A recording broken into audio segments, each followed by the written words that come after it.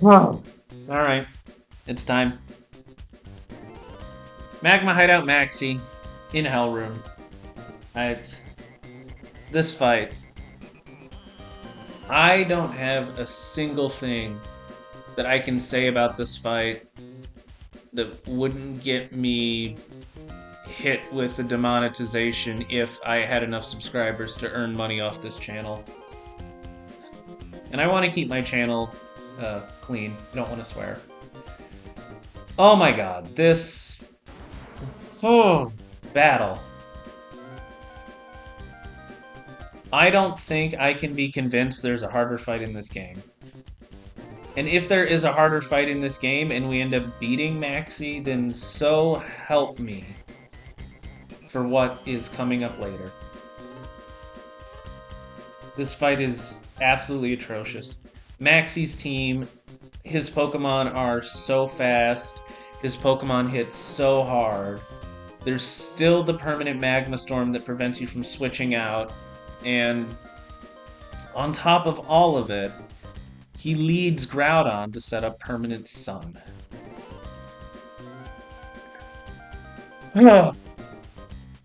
So much brain power, so much time and energy has gone into this fight. I have a line. There's 3 places in this battle where my line can fail.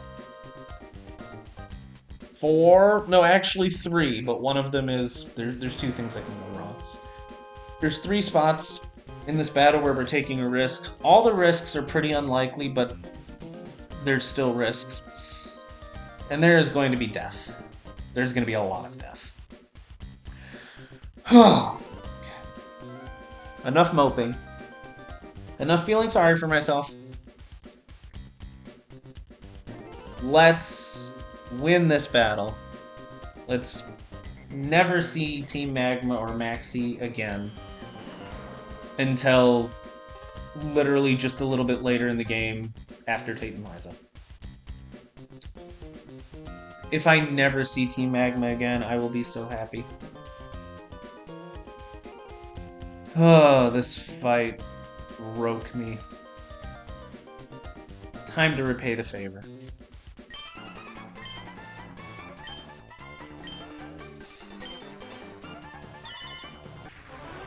That's not the red orb. That is not the red orb. Dexa changed the text so that Maxie would say he brought Groudon the red orb, and he brought Groudon a blue orb. My immersion! Dexa! Consider the immersion of your players! Please! Ah, such a non-important detail. That's the kind of thing that just... never mind. It doesn't matter. It bothers me, it probably bothers nobody else, and I'm being really melodramatic. Alright. Focus.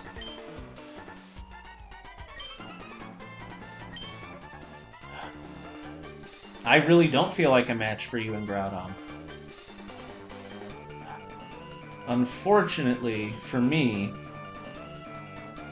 turns out, I think I am. Let's do it.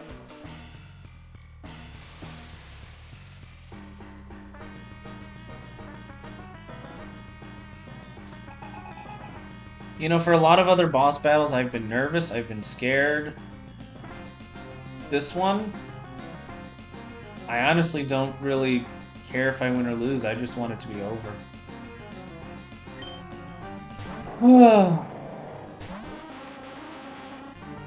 Groudon's gonna set up the permanent Sunlight, and for one last time, we are in permanent Magma Storm.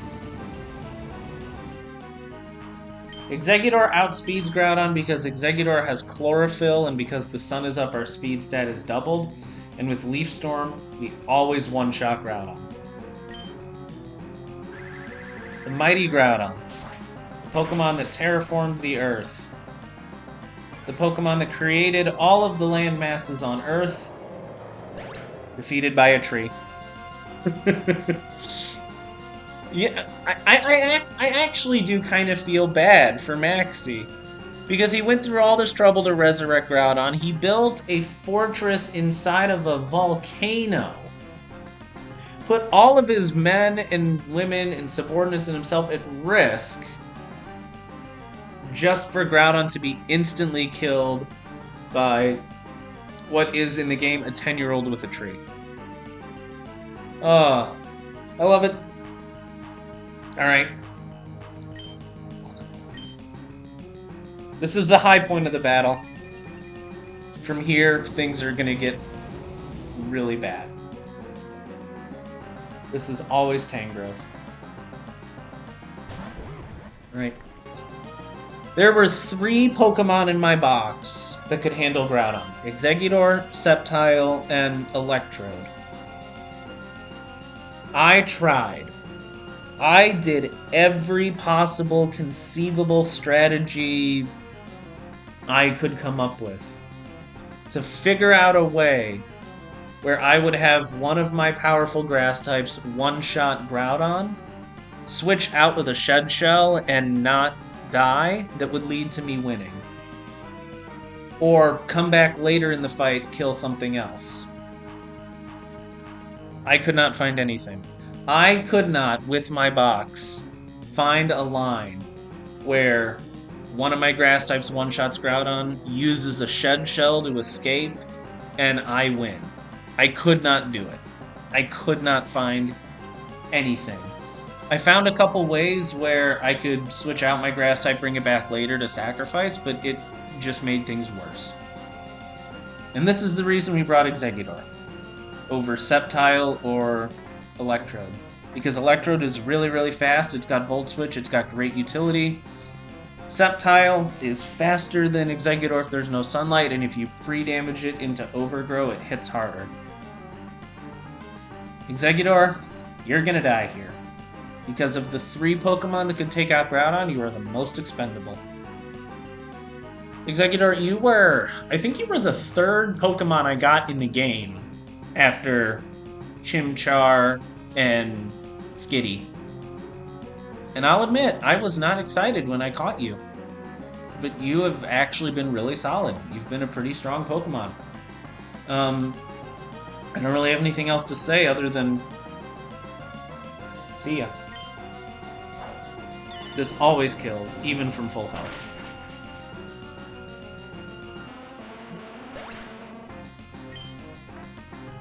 Death number 1.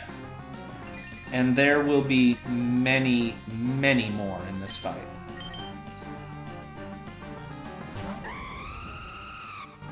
Talonflame is here because Talonflame can do something that no other Pokemon in my box can. Actually, okay. There's a couple other Pokemon in my box can do this, but it would require using a TM. And of all the Pokemon that can do this, Talonflame is the only one that is not needed later in the battle. Or is not useful for the rest of the game. Talonflame's going to set up a Tailwind. We are pre-poisoned because Tangrowth outspeeds Talonflame with Chlorophyll, and since it doesn't see that any of its moves kill, it really, really wants to click Sleep Powder here. We cannot let it use Sleep Powder. We could alternatively use Chesto Berry to prevent Sleep Powder, because after Tailwind we will be faster. However, if we were to go Chesto Berry, there's a pretty decent chance I would survive next turn, and one of the 2 things that needs to happen next turn for this line to work is Talonflame has to die. So that's why we went with pre-poison. Tangrowth can crit us this turn with Weather Ball, max roll crit, it doesn't matter. The only thing that matters this turn is we're setting up Tailwind.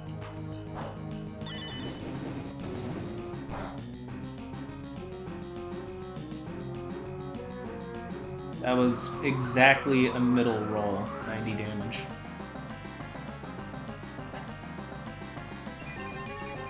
Alright. This is the first turn in this battle where something can go wrong. And this line that I have created is so delicate that if any single thing goes wrong at any point, we automatically lose. Right now, I can click Flare Blitz and kill this Tangrowth. And if Tangrowth were to somehow survive, I think there's a couple rolls where it would survive, it would always die to Life Orb damage. If Tangrowth dies this turn, I always lose this fight. There's no way to recover from it. So instead of Flare Blitz, we're going to be clicking Brave Bird. There is still a chance that this can go wrong. If Brave Bird is a critical hit, half of all critical hit rolls mean that Tangrowth will die after life orb damage. And I need the AI to bring in its next Pokemon. I just can't let Tangrowth die this turn. Tangrowth cannot die this turn. If this Brave Bird crits, we are 50-50 to wipe. Talonflame, you are also dying this turn. Early game, you were really, really good. You were a great early game Pokemon. But, you have been utterly useless since Flannery. The last time I brought Talonflame to a battle was the double battle against Flannery, where you did a lot of good work setting up Tailwind and making that fight possible, but you've been garbage since then. My Talonflame is minus attack, it's got garbage speed, it's... Honestly, I don't know if Talonflame's even useful at all past Flannery, even if you have a good one. And we're not even late game, we're still mid game. Because I'm pretty sure Tate and Liza is beating them means you're in the end game, so yeah. Talonflame, you can do one last thing right in this run. Do not kill Tangrowth.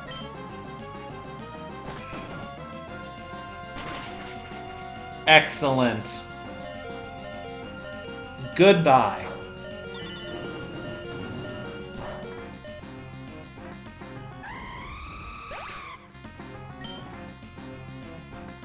Death number 2.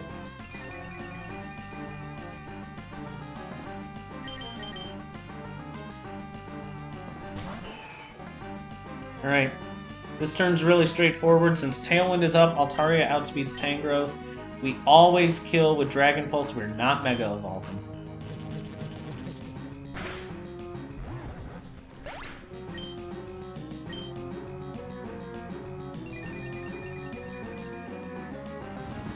This is always going to be Naganadel.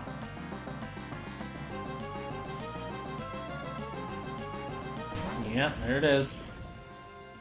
Naganadel, okay. This is the second turn in the battle where something can go wrong, and this Naganadel was one of the 2 hardest pieces of this puzzle to solve. This Naganadel has a choice Scarf, so even with Tailwind it outspeeds Altaria. It is stupidly fast, and it hits ridiculously hard because I think it's also Modest Nature. What I need to happen in this turn, Altaria is going to Mega Evolve into a Fairy type because Naganadel sees that it has a fast kill with Dragon Pulse. What I need to do this turn and able to win this battle, I need to hit Naganadel for a move that puts it below 50% HP. If a Pokemon is locked into a move that cannot damage the opponent, which is going to happen here because it's going to lock itself into Dragon Pulse with its Choice Scarf, and we're going to be a Fairy type, it is unable to switch out if it's less than 50% HP. So on this turn, I needed to figure out a way to get Naganadel under 50% HP, but never kill it, because if Naganadel dies this turn, I always lose. Dragon Pulse was 7 and 16 to kill Naganadel, and a crit would always kill, so that was way, way too risky. It was basically a coin flip if we lose the battle. So what I've had to do, I have used a heart scale to put to make Altaria's special attack 31. With 31 special attack, Moonblast is 15 and 16 to put Naganadel under half health. Minimum damage roll of Moonblast is 114 HP. Naganadel has 228 HP. This is 15 and 16 to put Naganadel under 50% HP. Crit can never kill. If Moonblast 1 and 16 low rolls and does exactly 50%, Naganadel can switch out next turn. If Naganadel switches out next turn, we always lose.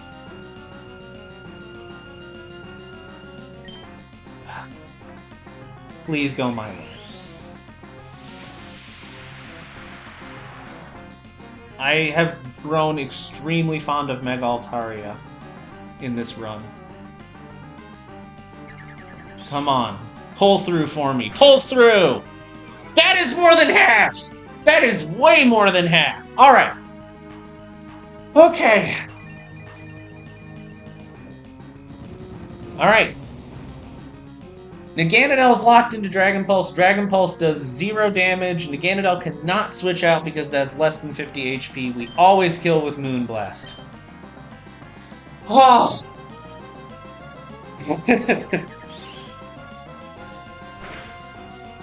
There is one more barrier preventing us from winning this fight.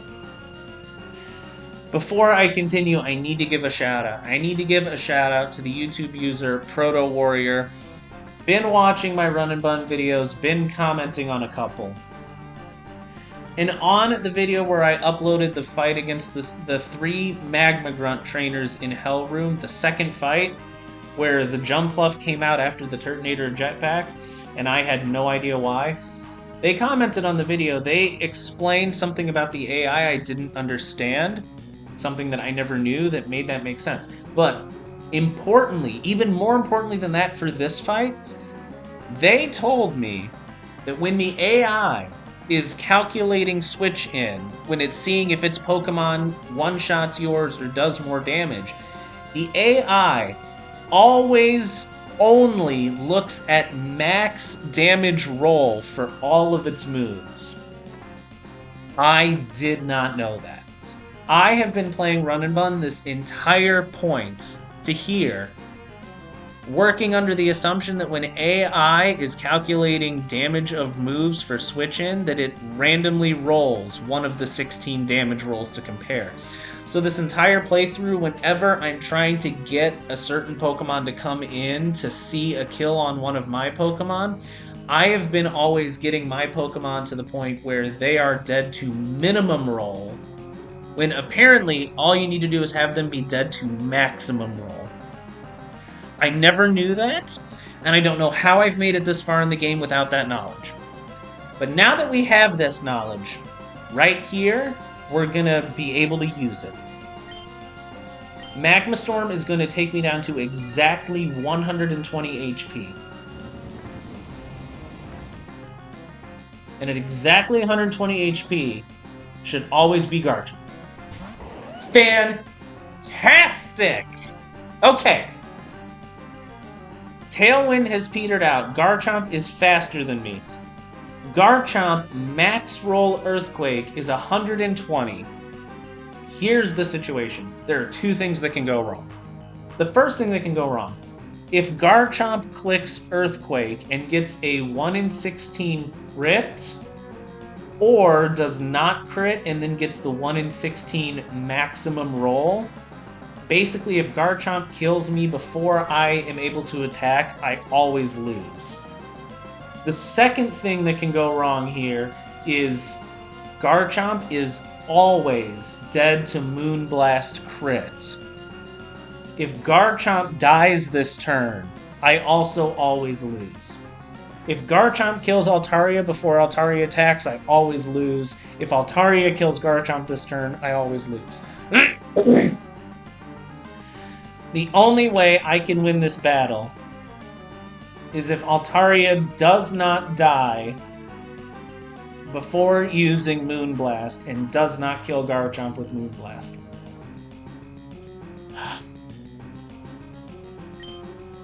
Sword Stance, okay. Only Moonblast crit can screw me. If Moonblast doesn't kill, we win. No, yes! Let's kick me! Yes! We can never lose. Oh! We can never lose from this position. We always win. Garchomp is faster than Altaria. Minimum roll Earthquake. Mega kills us. We are super dead because of Sword Dance. Altaria. Altaria has been incredible Pokemon. Altaria has been so good. So good. Being able to come out onto the battlefield as a Dragon type, to bait Dragon type moves and Dragon type switch-ins, then Mega Evolve into a Fairy type to take 0 damage, and then fire off a big Moonblast or Dragon Pulse, insane. I don't have great knowledge of this game because this is still playthrough 1. I haven't put like 6,000 attempts into this game or anything. but Altaria seems to me like the best dragon counter in the game. I'm going to miss. I am going to miss being able to throw out Altaria, beta dragon type move, mega evolve, and take no damage, because every time it puts a smile on my face. But this is the end of the road. Okay, wait, hang on. Okay. There is a chance. Garchomp has Earthquake, Scale Shot, and Stone Edge. All three of them kill me. If Garchomp clicks Stone Edge instead of Earthquake or Scale Shot, there's a chance Stone Edge could miss. If Stone Edge misses, and I click Moonblast and kill Garchomp, would that mess up my line? Would that mess this up? Do I need to click Roost to be safe? I do not. Okay.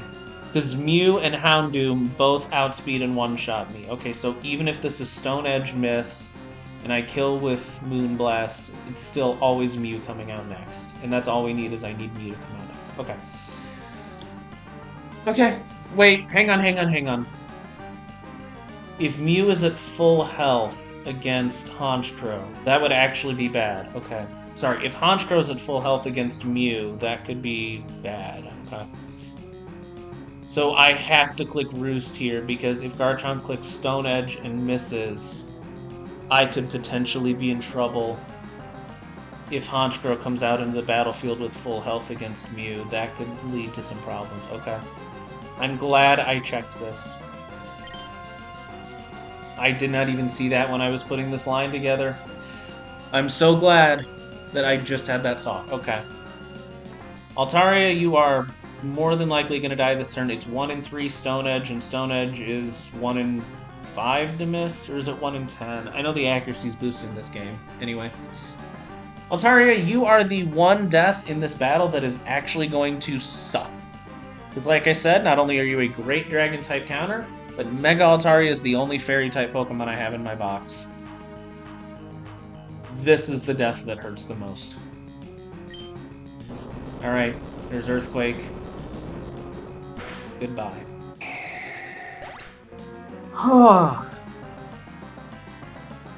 Death number 3. That one really, really hurts.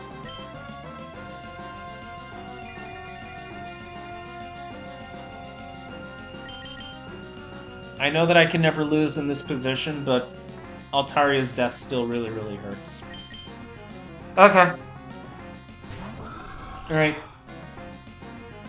Moonblast plus Sucker Punch always kills Garchomp, even if they are both minimum damage rolls. We're going to take a lot of damage here from Rough Skin, from Rocky Helmet plus Magma Storm. It doesn't matter. It's all accounted for.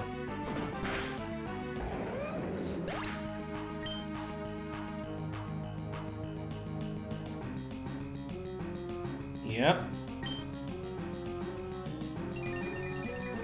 Come on, give me the Magma Storm too. This is always Mew. Beautiful. Yep, at 146 HP, we are always dead to Flare Blitz from Mew. And Mew is faster than me. Okay. This is Honchkrow's last turn. We're going to Sucker Punch this Mew. Mew is going to kill us with Flare Blitz, and Mew is going to be super, super low health after all of that. Honchkrow. Honchkrow is a good Pokemon, I think. A Dark Flying type. Unfortunately, my Honchkrow is not a good Pokemon, because my Honchkrow is Modest Nature. Modest Nature Honchkrow. Like, oh, it's so bad. Like I said, we're going to Sucker Punch. We've got Black Glasses equipped to get a ton of damage off of this. We're going to die to Flare Blitz. Mew's going to be very, very low health. The reason we're Black Glasses over Life Orb is because even though Life Orb Sucker Punch would do more damage than Black Glasses, because Mew is taking recoil from Flare Blitz, if we equipped Life Orb, we would have less health when we get hit by Flare Blitz, and the boosted damage from Life Orb is actually completely offset by the recoil on Mew, and I needed Life Orb for another Pokemon. I don't think Sucker Punch crit can mess me up here. I never actually even considered it. It should be okay.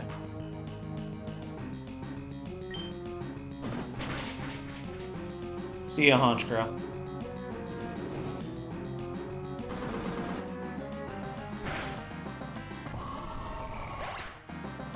That death also kind of hurts, but especially because Honchkrow and Talonflame are both flying types, but we have Crobat and Dragonite as flying types, and I have Weavile, which is a much better dark type, so it's not actually that bad. And that was a really good Sucker Punch roll because Mew is at low health. Okay. We always kill with extreme speed. We are Life Orb on Lucario because there was a world in which Sucker Punch on Mew plus the recoil from Flare Blitz, extreme speed from Lucario would not kill with Silk Scarf.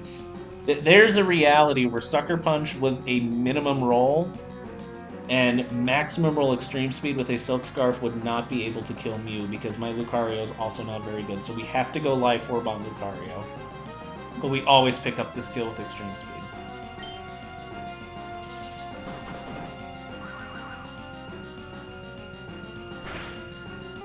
It kind of feels like a waste to put Life Orb on a Pokemon doing that little amount of damage, but it had to be done.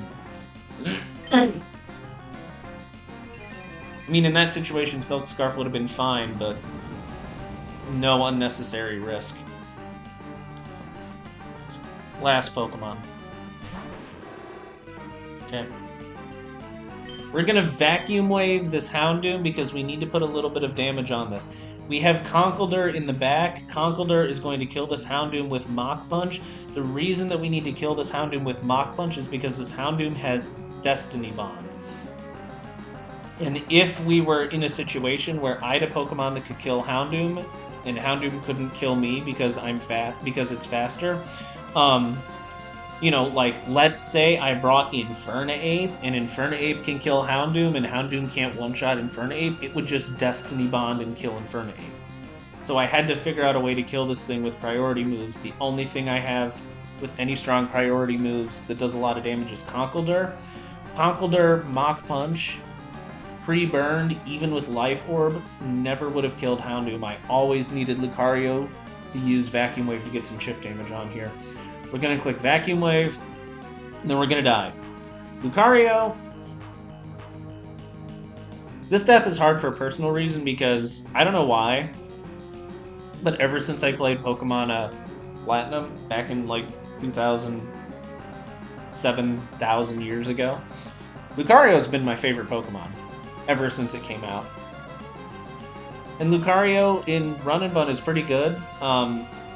Priority moves of 3 different types. It's got good stats. It's got a pretty good typing, but Infernape's a better fighting type. Metagross is a better steel type. So this is the end. Vacuum Wave can never kill. Even max roll crit Vacuum Wave can never ever kill, and we are always super dead to Flamethrower. Good job, Lucario. And goodbye.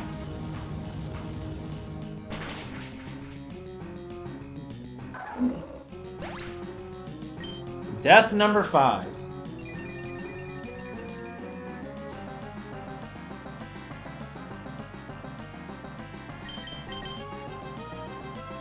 Maxie and I are both on our last Pokemon. Only one of us is walking out of here with anything alive. Conkeldurr. Pre-burn. Mach Punch. Just like in the battle we just had against Tabitha, is going to clean up. And that is Maxie. Oh. I never again want to see Maxie. I never again want to see Team Magma. That was horrible in every possible way.